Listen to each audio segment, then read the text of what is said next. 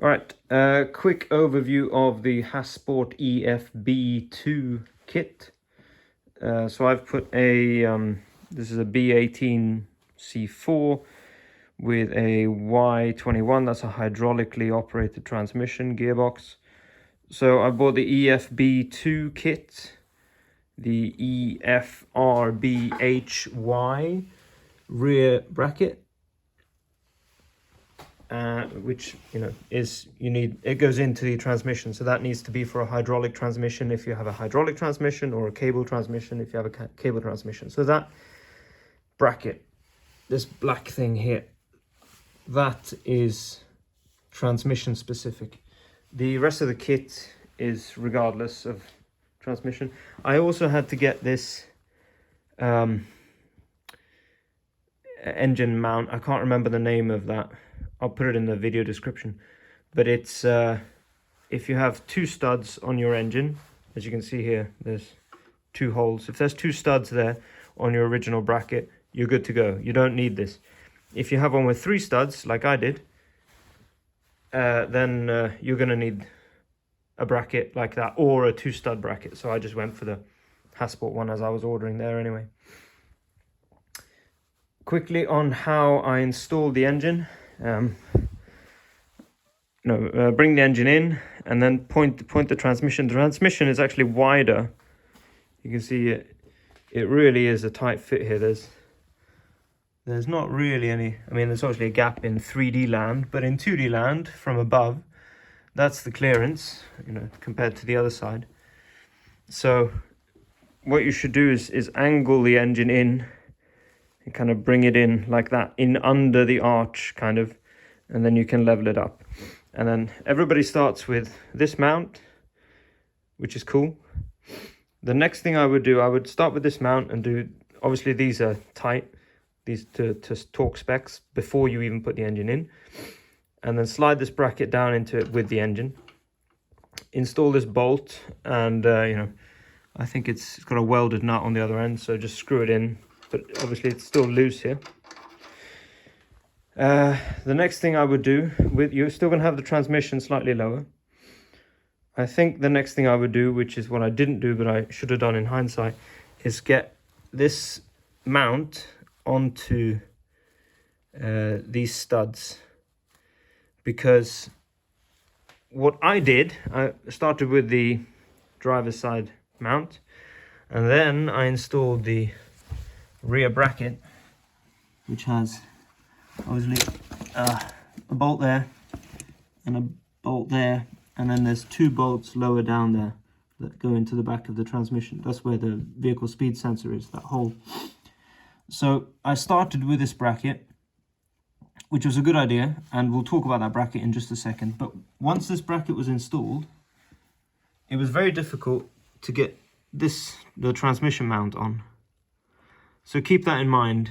You're going to have to probably figure out your own way of doing this. But once this engine was almost in, there wasn't really enough playroom here to get this bracket down onto these studs, because I couldn't get the engine straight either.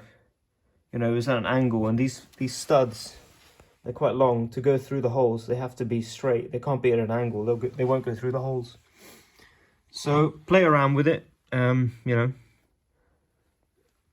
I would probably get this bracket in place, but not this bolt. So leave this bolt out, but get this bracket in place, and at least start these nuts.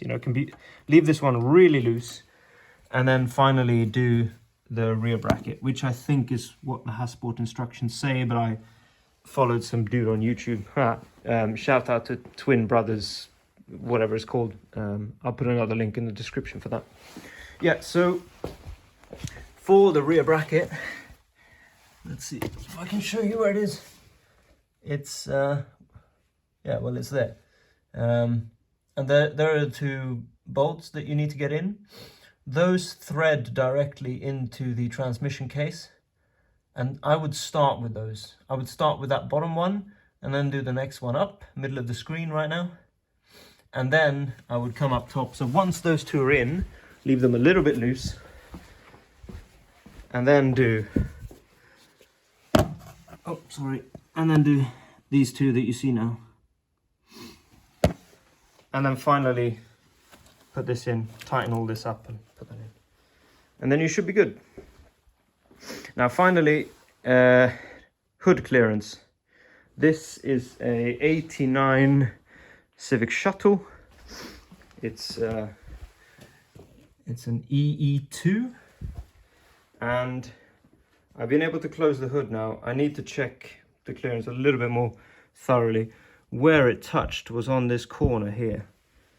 So obviously I haven't painted the valve cover yet because I want to get everything working first, but this is where the hood touched. And so that is there. And what I've done is I've taken a round hammer and I've just bashed that in to give a bit more clearance. So you can see that I've just hit that in a bit. I hit it in a bit in the first place it was touching, and then it touched another place, so I had to hit that in too. I'm going to put some paint on that, obviously, but I need to more thoroughly just check if it's going to touch anywhere else. I can't see that it is. I've closed the hood and kind of shuffled it around a bit, just for demonstration purposes. Goodbye. And yeah, that's it. So that's a B18 C4 engine in a 1989 Civic Shuttle with the Hasport EFB2 kit, bought about 2 or 3 years ago, 2019, if that gives you any indication. I don't have hood spacers. You can see this hood line is original. It's not the best panel gap in the world because this car has been in some kind of minor collision before I had it. But yeah, that's it. Engine's in. Cool. Leave any questions in the comments. Bye bye.